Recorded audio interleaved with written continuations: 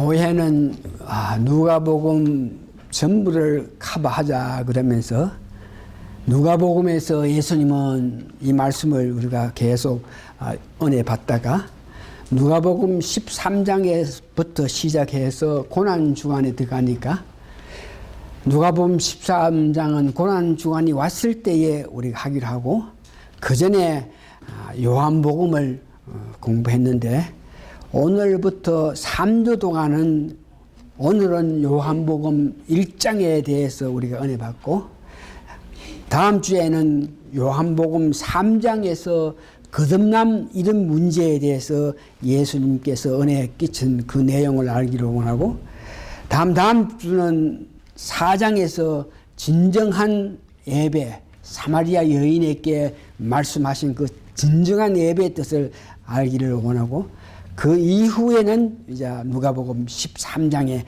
들어가게 될 것입니다. 그래서 오늘 본문은 요한복음 전체 1장을 커버하기를 원하는데 이 요한복음 1장을 제가 읽으면서 내 마음 깊은 곳에서 원하는 것은 우리가 평소에 알고 있는 예수님, 여러분들이 알고 있는 예수님은 어떤 분이십니까? 오늘 요한복음 1장에서는 분명하게 예수님에 대해서 예수님은 이런 분이라 그러면서 요한복음을 기록한 요한이 전제했고 다음 침례 요한, 세례 요한이 자기가 직접 보고 하나님의 은혜로 말미암아 예수님을 보시면서 예수님은 이런 분이라고 이렇게 고백한 내용을 여러분 들으시면서 지금까지 아시고 있는 예수님보다가 한 부분이라도 한 자라도 조금이라도 더 예수님에 대해서 확실히 아시는 여러분들 되시기를 간절히 원합니다. 그래서 오늘 요한복음 1장에 대해서 말씀드릴 때에 요한은 예수님에 대해서 이렇게 말씀하셨다 그럴 때에 여러분들이 지금까지 아는 예수님에 대한 내용과 이렇게 견주어 보시면서 은혜 받는 시간을 가지기를 원합니다. 그래서 요한복음 1장 말씀을 드리기 전에 요한복음이라 그랬으니까 이 복음이란 요한이 말하는 복음이란 무엇이냐 이것을 정리하고 나서 요한복음 1장 1절부터 시작해가지고 51장까지 전체를 커버할 것인데 복음이란 구약에서는 하나님께서 백성들에게 약속했던 내용을 보고 전부 복음이라 그래요.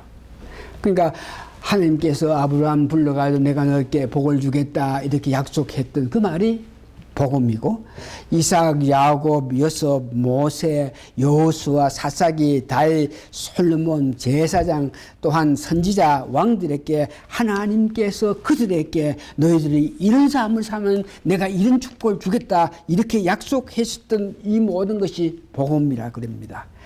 그러나 신약에 와서 특별히 요한복음을 보면서 과연 신약에 와서 복음은 뭐냐 그럴 때에 첫 번째 그리스도로 통해 가지고 우리에게 보여주신 기쁘고 은혜스러운 소식이 전부 다 복음입니다.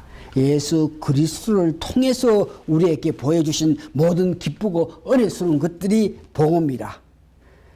또 신약에서 복음 두 번째는 로마서 1장 16절에 말하는 내용인데 믿는 자는 복음이란 뭐냐? 예수를 믿는 자는 구원을 받는다 하는 것이 복음입니다. 로마서 1장 16절 보니까 내가 복음을 부끄러워하지 아니하니 이 복음 말씀 예수님에 관한 내용 예수님에 관한 기쁨 이걸 부끄러워하지 않으니 왜? 이 복음은 모든 믿는 자에게 구원을 주시는 하나님의 능력이시다. 세 번째는 복음이 뭐냐 그럴 때에 하나님과 인간 사이에 화목하게 된 것에 대해서 화목하게 됐다. 이것이 복음이다. 인간이 죄를 짓고 나서 하나님께 그들에게 이루어주고 힘주면서 그들에게 율법을 지키고 그들이 하나님을 섬기기를 원했지만 계속적으로 하나님의 그의 사랑스러운 고백에도 불구하고 이스라엘 백성들이 자꾸 우상을 섬기면서 하나님을 괴롭히고 다른 민족을 섬기면서 하나님에게 물어서 하나님의 이름을 받아야 될 사람이 다른 큰 민족에게 이렇게 결탁을 하고 또 우상에게 결탁하는 그것을 보고 견디다 못해서 나중에 하나님께서 400년 동안 이스라엘 백성에게 전혀 이렇게 나타나지 않으셨다. 이 말은 하나님께서 이스라엘 백성을 보고 고개를 돌렸다, 멀리 하셨다, 이런 말씀이죠.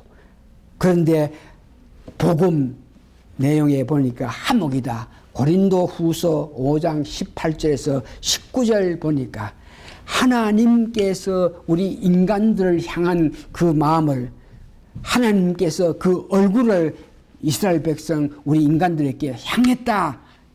이렇게 향하게 된 것은 예수님께서 십자가의 고난 때문에 이렇게 됐다. 그러면서 복음에 대해서 세 번째는 한몫하게 됐다 하는 것을 고린도 후서 5장 18절에서 19절에 의해서 말씀드리고, 마지막에 네 번째 복음은 인격화 되신 성육신 하나님이 말씀이 육신에 대해서 우리 가운데 계셨다. 이 말은 하나님이 우리와 같은 사람이 되어서 왔다 하는 것을 이야기하고 있습니다. 이것이 신약의 복음, 특별히 요한복음이라고 할 때 복음에 대한 정리고, 이제 요한복음 1장에서부터 시작해서 요한이 그 예수님, 영적인 예수님에 대해서 깊게 관심을 가지면서 기록한 것이 요한복음입니다. 예수님께서 영적인 문제에 대해서, 그래서 첫 번째 요한복음 1장에서 보면 태초에 예수님이 계셨다고 이렇게 말합니다. 그 태초라는 것은 창세기 1장 1절에 보니까 태초에 천지를 창조했다 하는 것보다 좀 더 앞선 태초를 말합니다. 다시 말해서 세 분 하나님, 성부, 성자, 성신 세 분 하나님이 천지를 창조하면서 인간을 어떻게 하기를 원하는 이 모든 것을 협의한 것을 섭리라 그러는데, 그 섭리하는 거기에 예수님께서 계셨다. 그래서 태초에 예수님께서 계셨다.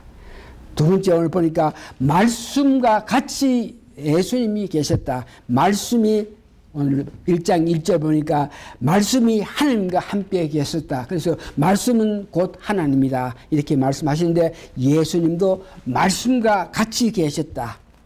이 말씀이라 하는 것은 어떤 이해를 이야기하는 것입니다. 내가 어떤 것을 뭘 이해해가지고 내가 뭘 생각해서 생각한 것을 기록한 것이 말씀인데, 그래서 이 말씀과 같이 계셨다. 그러니까 2절 보니까 하나님과 같이 계셨다, 예수님이. 그러면서 그 예수님은 이 땅에 오셔가지고 사람과 같이 됐는데 생명이 있고 빛이 있다 그랬습니다.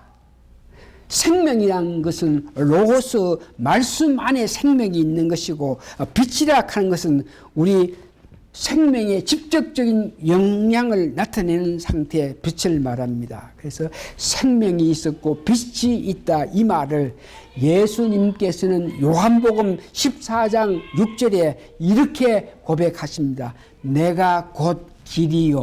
어떤 길? 천국으로 가는 데는 예수님께서 말씀하신 뜻대로 살아야 천국 간다. 이 말씀에 내가 곧 길이요, 진리요, 내가 곧 생명이다. 이 생명하는 것은 영원한 영생할 수 있다는 것을 이야기했는 것을 합니다. 그러면서 1장 11절 보니까 예수님께서 지은 모든 것이 예수님 손으로 지었는데 이 땅에 왔는데 백성들이 그 예수님을 받아들이지 않았다 그래요. 그래서 예수님께서 오늘 12절 보니까 영접하는 자, 예수님은 빛인데 그 빛이 뜻하신 것, 그 다른 말로 해서 예수님을 바로 믿는 자는, 예수님을 내 구세주로 믿는 자는 오늘 특별히 하나님의 백성이 되게 한다고 이렇게 말씀하셨습니다. 말씀이 육신이 돼서, 말씀이 곧 하나님이신데 말씀이 육신이 돼서 우리 가운데 계시는 분이 또한 예수님이라 그럽니다. 그래서 오늘 요한복음 1장에서 여러분들이 생각하는 예수님은 어떤 분입니까? 오늘 이와 같이 말씀을 드리면서 우리가 정리할 수 있는 것은 첫 번째, 예수님은 하나님이시다 하는 것을 여러분 마음속에서 새겨야 됩니다. 두 번째 보니까 삼위일체적인 성자 하나님이시다. 이렇게 여러분들이 오늘 요한복음 1장에서 예수님에 대해서 말씀한 것을 보면서 다시 한번 예수님은 하나님이시다. 삼위일체에서 성자 하나님이시다 한 것을 여러분 믿으시기를 바랍니다. 다음은 세례 요한이 말한 예수님. 세례 요한은 예수님보다 6개월 먼저 났죠. 그래서 먼저 났지만 예수님에 대해서는, 예수님이 누구라 하는 것에 대해서는, 예수님에게 침례를 주라 이런 문제에 대해서는 누가 요한에게 말을 했나 그러면 하나님이 나에게 침례 주라고 세례 주라고 명하신 분이 나에게 오셔가지고 그 오시는 예수가 메시아라는 걸 알게 했다고 이야기합니다. 그러니까 침례 요한이 안 예수는 자기 스스로 보고 안 것이 아니고 하나님께서 명해서 하나님께서 말씀해 주셨기 때문에 그가 메시아라는 것을 알았다 하는 것을 이야기하면서 나중에 자기가 여기에 먼저 예수님보다 일찍 왔는 것은 예수님 길을 인도하기 위해서 왔다. 그런데 예수님 길을 인도하기 위해서 왔다 하는 그 뜻은 뭐냐 그러면 하나님이 오셔도, 예수님이 오셔도 우리가 회개하고 거듭나서 변한 마음, 새로운 마음으로 하나님 말씀을 듣고 받아들일 수 있어야 그 하나님의 은혜를 받는 데에, 당시 이스라엘 백성들은 하나님을 직접 오셔도 그렇게 말씀했어도 그 마음속에 제약이 가득했기 때문에 하나님을 받아들일 수 없기 때문에 세례 요한이 먼저 와서 그는 물로 침례를 주는 것은 그때 그 당시에만 물로 침례를 줬을 때에 그 침례 주는 능력으로 말미암아 그 사람들이 죄를 없게 했다. 왜 없게 했나? 이제 예수님 곧 오시는데 예수님 영접할 수 있는 마음을 가지게 했던 것이 침례 요한입니다. 그러면서 그 침례 요한은 18절 보니까 하나님의 품속에 있는 독생하신 하나님이시다 이렇게 고백합니다. 여기에 하나님 품속에 있는 독생하신 하나님이라는 것은 인간들이 이해할 수 있는 인간적인 표현으로 설명할 때 그렇게밖에 표현하지 못했지만 영적인 하나님인데 품속에 독생하신 이런 문제는 우리 인간들에게 하나님이 그러니까 예수님 관계를 이렇게 나타낸 것을 봅니다. 그러면서 그 예수님은 17절에 은혜와 진리는 예수님으로 통해서, 새로 오신 예수님을 통해서 우리가 은혜를 받고 진리를 받는다. 그로 통해서 구원받는다 하는 뜻이죠. 구약에서는 모세로 통해 가지고 율법을 받아 가지고 그 율법에 의해서 살아갔던 그들이지만 이제 예수님이 오신 이후에는 은혜와 진리가 예수님께 있다. 29절에 보니까 세상의 죄를 지고 가는 어린 양이라 그래요. 그러니까 벌써 침례 요한은, 세례 요한은 예수님께서 십자가의 고난을 당할 것을 아시고 그를 보면서 세상 죄를 지고 가는 어린 양이라는 것을 먼저 고백했고, 자기는 물로 세를 주지만 뒤에 오시는 예수님께서는 성령의 침례를 줘가지고 거듭나게 하는 분이 예수님이라 그럽니다.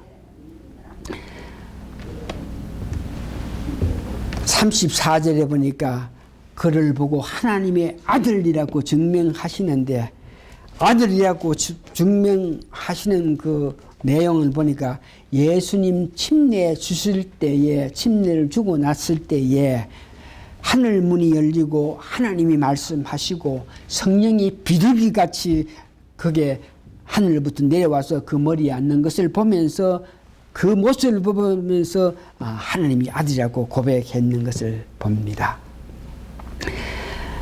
요한이 말한 예수님, 세례 요한이 말한 예수님 여러분 들었습니다. 그러면서 여러분 마음속에 어떤 특별한 은혜가 임하기를 간절히 바라고 있으면서 35절에서 51절까지는 예수님께서 제자를 부리는 그 모습을 봅니다. 첫 번째, 안드레와 요한은 원래는 세례 요한의 제자인데 세례 요한이 안드레와 요한을 예수께 가봐라고 보냅니다.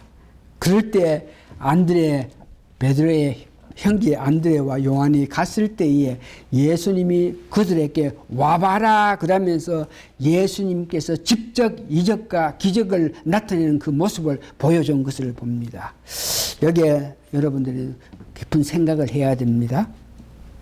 두 번째 보니까 베드로와 나다니엘을 제자 삼을 때에 베드로가 오니까 너의 이름은 원래는 시몬인데 앞으로 베드로라 하라 그러면서 너는 반석이 될 사람이다 그러면서 베드로를 보고 앞날을 이야기했을 때 베드로가 그의 제자가 됐고, 나다나엘에 가는 사람은 빌립이 데려왔을 때 예수님께서 그를 보면서 그 속에는 간사함이 없는 이스라엘의 참 일꾼이라 그럴 때에 나다나엘가 어떻게 내가 나를 아십니까? 내 속에 뭐 거짓이 없고 내가 어떤 사람인 것을 어떻게 아십니까? 이렇게 물었을 때 예수님께서 너가 여기 오기 전에 무화과나무 밑에서 이렇게 앉아 있었다 하는 것을 예수님께서 말씀해 주실 때 그들은 이와 같이 앞날을 예언하고 자기에 대해서 아는 그를 보면서 제자가 됐는데, 오늘 여기에 우리가 기쁘게 은혜 받아야 될 것은 여러분들도 제자 삼는 사람이 되어야 됩니다. 마태복음 28장 너는 가서 모든 족속을 제자 삼아. 여러분들도 거듭난 사람, 주의 일을 하는 사람, 주를 사랑하는 사람, 하나님 은혜 받은 자는 이제 이 땅에 살면서 여러분만 은혜 받는 것이 아니라 나아가서 백성들에게도 어떤 모양든지 은혜를 끼칠 수 있는 그런 사람이 되어야 되는데, 그래서 너희들은 가서 모든 족속을 제자 삼으라. 그래서 제자 삼는데 보니까 예수님은 제자를 삼을 때에 분명히 여기에 이적을 베푸고 기적을 베푸고 사람들에게 내가 너의 미래를 안다, 내가 너의 과거를 안다 이러면서 그에게 그런 능력으로 나타내면서 그들을 제자 삼는 것을 봅니다. 그래서 우리도 제자를 삼으라 그러는데 예수님도 그런 능력을 나타냈을 때 그 사람이 그걸 보고 당신은 메시아입니다 하면서 제자가 됐는데, 우리 보고 너희는 가서 모든 족속을 제자 삼으라 그러는데 우리도 어떤 모양이든지 이적과 기적을 나타내야 그것을 보면서 사람들이 저 사람 보니까 이래서 예수를 믿을 거 아닙니까? 이렇게 말할 수 있죠. 특별히 마가복음 16장에 보니까 믿는 사람에게는, 여러분들에게는 이런 표적이 나타난다. 이것이 표적이 나타난다 하는 것이 이적이고 기적이죠. 그래서 믿는 사람은, 여러분 다 믿는 사람인데 이런 표적을 나타내 가지고 그 사람들로 통해서 저 사람 예수 믿는 사람이라 하는 것을 알게끔 해야 된다 이겁니다. 그래서 마가복음 16장에서 보니까 믿는 사람에게는 이런 표적이 나타난다. 그러면서 17절 내 이름으로 귀신을 쫓아내고, 여러분들은 어떤 모양인지 믿는 사람이니까 남들을 전도하게끔 하기 위해서 갔을 때 어느 사람이 귀신에 이렇게 잡혀 있을 때 여러분들 기도를 통해서 여러분 능력으로 귀신을 쫓아내야 되고, 여러분 그들에게 귀신을 쫓아낼 때에 귀신이 이해하는 그런 말을 해야 되니까 방언을 해야 되겠고, 그 다음에 뱀을 짚으며 모든 독한 마실지라도 해를 받지 아니하며 뱀 사람에게 손을 중 나으리라. 이런 것들로 통해서 여러분들이 이적 기적을 나타내 가지고 제자를 삼아야 되는데, 여기에 문제가 있는데, 우리가 예수님과 같이 이적과 기적을 나타낸다 이런 문제에서는 예수님께서 허락하셔야만 우리가 이런 이적과 기적을 나타낼 수 있습니다.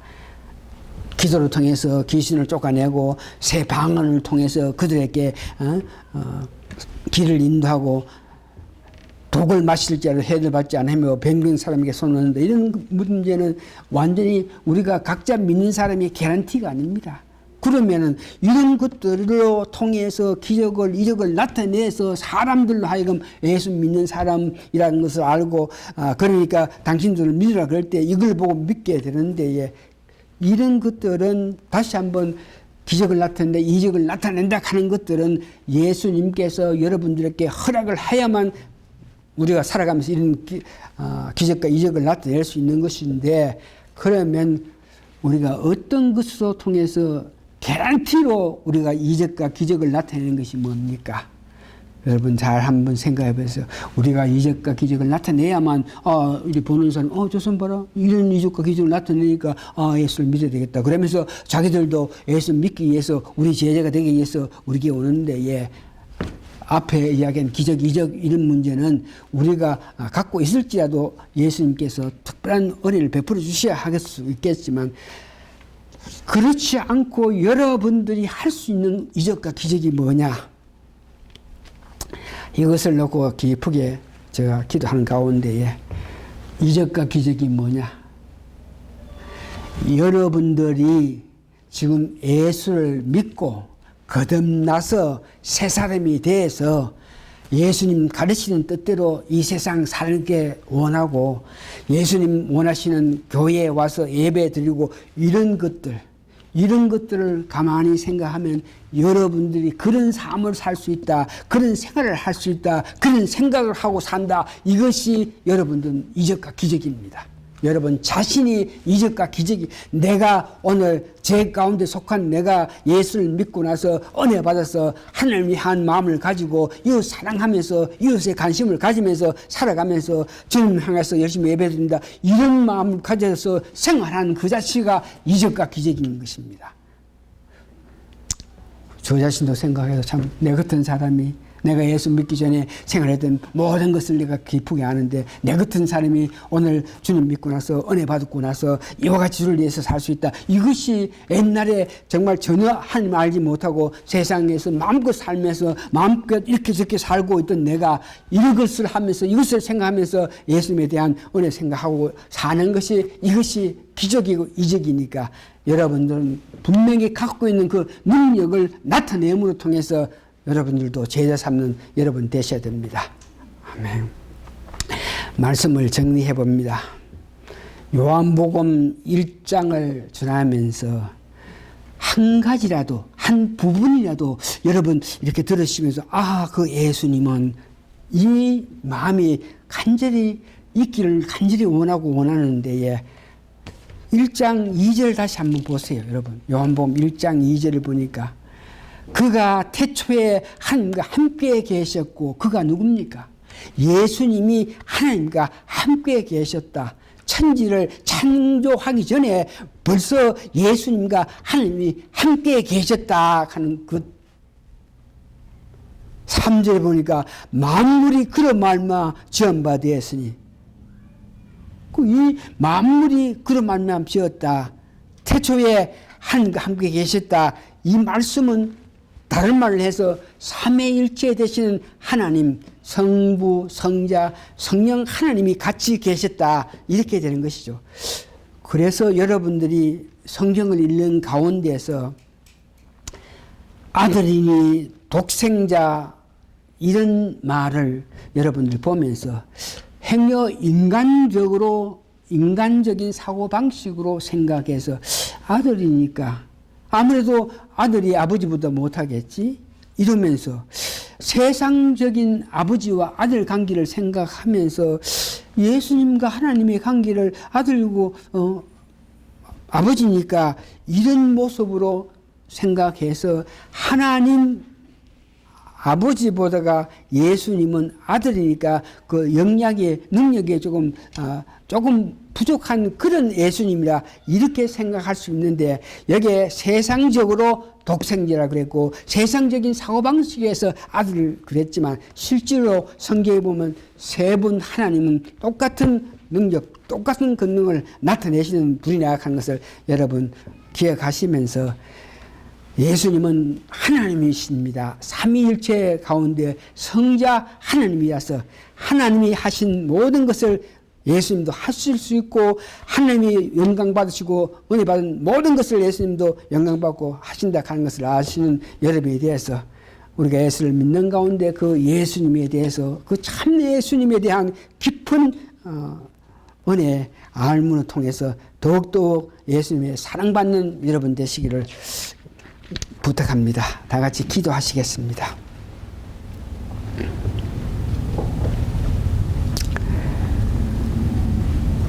말씀이 육신에 대해서 우리 가운데 계시니 그가 예수님인데 그가 하나님이라.